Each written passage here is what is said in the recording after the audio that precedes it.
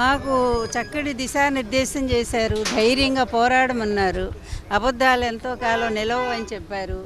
రాష్ట్రం అంతా కూడా ఒక దోపిడీలాగా అయిపోయింది. తండ్రి కొడుకులే కాదు, క్రింద స్థాయి నుంచి మొత్తం ల్యాండు శాండు ఏది లిక్కరు భయంకరమైన అవినీతి ఈ రాష్ట్రంలో జరుగుతూ ఉంది. వీటన్నిటి మీద మన పార్టీ తప్పనిసరిగా పోరాడాల్సిన అవసరం ఉంది. అలాగే పిఎస్సి మీరందరూ కూడా ఏ సలహాలు ఇచ్చినా కూడా పార్టీ తీసుకుంటుంది, ముందుకు పోతుంది.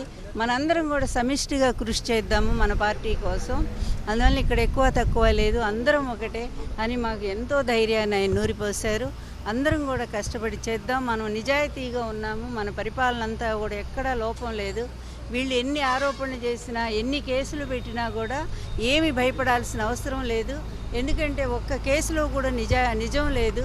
అందువల్ల న్యాయం మన వైపే ఉంటుంది. ధైర్యంగా మనం పోరాడదాము.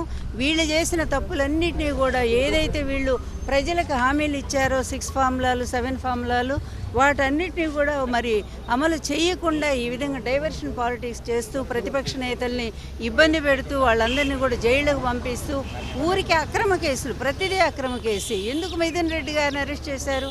ఎందుకు చెవిరెడ్డి గారిని? అసలు వాళ్ళకి లిక్కర్కి సంబంధం ఏంటి?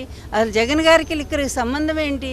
చేసిందల్లా చంద్రబాబు, ఆయన మీదే ఉంది అక్రమ లిక్కర్ కేసు అనేది. ఆయన టైంలోనే ప్రైవేట్ సంస్థలకు అమ్ముకున్నాడు, ప్రభుత్వ ఆదాయాన్ని గండి కొట్టాడు. కానీ జగన్మోహన్ రెడ్డి గారి పరిపాలనలో చక్కగా ప్రభుత్వమే అమ్మింది, అది ప్రజలకు సంక్షేమ పథకాల రూపంలో ఇచ్చింది. ఎక్కడ ఒక్క రూపాయి కూడా ఫ్రాడ్ జరగలేదు. అలాంటిది మరి భరించలేక అన్ని కేసులు చంద్రబాబు మీదే ఉన్నాయి. అవినీతి చక్రవర్తి అని ఆయనకే పేరుంది. నిన్న కూడా వాళ్ళు అంతే కదా, తండ్రి కొడుకులు మొత్తం కూడా ఈ రాష్ట్రాన్ని దోచిన డబ్బంతా తీసుకుపోయి సింగపూర్లో దాచిపెట్టడానికి వెళ్ళారు. ఇదే వీళ్ళ భాగవతం. ఎప్పుడు ఇతను అధికారంలో రావటం, మరి వేల కోట్లు సంపాదించడం, తీసుకెళ్లి ఇతర దేశాల్లో పెట్టడం, అది కూడా ఆంధ్ర రాష్ట్రానికి పెట్టడు, ఎక్కడో విదేశాల్లో దాచిపెడతాడు. ఒక్కసారి ఇతని మీద ఎంక్వైరీ వేయగలిగితే కేంద్ర ప్రభుత్వం, ఇతని అవినీతి ఆస్తులు మొత్తం కూడా బయటికి వస్తాయి. మరి అది ఎందుకు కేంద్ర ప్రభుత్వం అంటే వాళ్ళు కూటమిలో ఉన్నారు కనుక వాళ్ళు చేయలేరు. ఇటు కాంగ్రెస్తోనూ కుమ్మక్కవుతాడు, ఇటు బీజేపీతోనూ కుమ్మక్కవుతాడు. 2 భుజాల మీద చేతులు పెట్టుకొని ఇద్దరు స్నేహితులే అంటాడు. వాళ్ళకి సిగ్గుండాలి, మరి ఈయనకు లేదు కానీ సిగ్గు. జగన్ అరెస్ట్ చేయబోతున్నారు లిక్కర్ స్కామ్, అందుకే నిన్న గవర్నర్ కూడా కలిశారు అని ఆరోపణలు టీడీపీ చేస్తారు.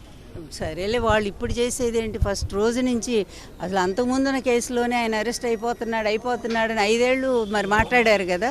5 ఏళ్ళు మరి ఎందుకు అరెస్ట్ చేయలేదండి జగన్ గారిని? ఇప్పుడు కూడా అంతే. ఇప్పుడు ప్రతిదానికి ఒక ఆధారం ఉంటుంది కదా, కనీస ప్రాథమికంగా సాక్ష్యాలు దొరకాలి కదా. ఒక్క సాక్ష్యాన్ని వీళ్ళు సంపాదించగలిగారండి, ఒక్క సాక్ష్యం అన్న. అందుకనే తీసుకుపోయి పాపం అసలు మిథున్ రెడ్డి ఎంత మంచి ఆయనండి, ఆయన అందరికీ తెలిసిన వాళ్ళు. అట్లాంటి పెద్దిరెడ్డి గారి మీద కోపంతో, ఆయన మీద ఈర్ష్య ద్వేషాలతో తీసుకెళ్ళి ఆ పిల్లాడిని జైల్లో పెట్టాడు. కానివ్వండి, పైశాచికానందం కొద్ది రోజులు వీళ్ళ నియంతృత్వ పరిపాలన సాగుతుంది, వీళ్ళ నిరంకుశ విధానం సాగుతుంది. ఇప్పుడు అన్నిటికంటే భయంకరంగా ఏంటంటే అసలు వీళ్ళ నీచమైన రాజకీయ పరాకాష్ఠ స్థితి ఏంటంటే జగన్ గారిని ఏదో చెయ్యాలనేది. నిన్ననే వాళ్ళ పార్టీ ఆయనే బయట పెట్టారు, మేము చెప్పటం కాదు కదా. నిన్న వాళ్ళ పార్టీ ఆయన ఎవరైతే రాజారెడ్డి గారిని చంపారో ఆయనే బయట పెట్టారు, మా పార్టీలో ఎప్పుడూ కూడా ఇదే జగన్ లేకుండా చేద్దాం అనే దాని మీద మరి నిజంగా అందరూ కూడా బాధ్యత కలిగిన ప్రతి ఒక్కళ్ళు పాత్రికేయులు కూడా ఇది ఆలోచించాల్సిన విషయము. ఒక ప్రతిపక్ష నేతకి ఈ రాష్ట్రంలో తిరిగే హక్కు లేదా? తన పార్టీ సిద్ధాంతాన్ని ప్రజల్లో తీసుకెళ్ళి మరి మీటింగ్లు పెట్టుకునేటువంటి హక్కు లేదా? ఆయనకున్నటువంటి Z+ కేటగిరీ హక్కుని ఎందుకు కాలు రాస్తూ ఉన్నారు? కోర్టు ఎన్నిసార్లు మట్టికాయలు వేసినా ఆయనకి ఎందుకు సెక్యూరిటీని ఇవ్వటం లేదు? అంటేనే వీళ్ళ దుర్మార్గం. చంద్రబాబు అంటేనే దుర్మార్గాన్ని పరాకాష్ట. నా భర్తని ఎంత దారుణంగా ఎన్టీఆర్ గారిని మరి చంపారు అనేది నేనే ప్రత్యక్ష సాక్షిని. ఇలా తనకు ప్రతిపక్షంలో ఎవరు బలవంతులు ఎవరు ఉండకూడదని ఒక అసమర్థుడు ఇతను, అతని కొడుకు అంతకంటే అసమర్థుడు. ఈ ఇద్దరు అసమర్థులు అవినీతి పరులు కలిసి ఈరోజు రాష్ట్రాన్ని పూర్తిగా భ్రష్టు పట్టించారు. ప్రజలకు న్యాయం చేసేటువంటి మంచి వాళ్ళ మీదేమో ఈ విధంగా అక్రమ కేసులు పెట్టుకుంటూ వాళ్ళని లేకుండా చేయాలనే ఒక దుర్మార్గ ప్రయత్నాలు జరుగుతున్నాయి. కానీ భగవంతుడు ఒకడు ఉన్నాడు, అదేవిధంగా ప్రజలు ఉన్నారు. వీళ్ళ ఈ దుర్మార్గపు ఆలోచనలు ప్రజలు ఎదుర్కోవటానికి సిద్ధంగానే ఉన్నారు.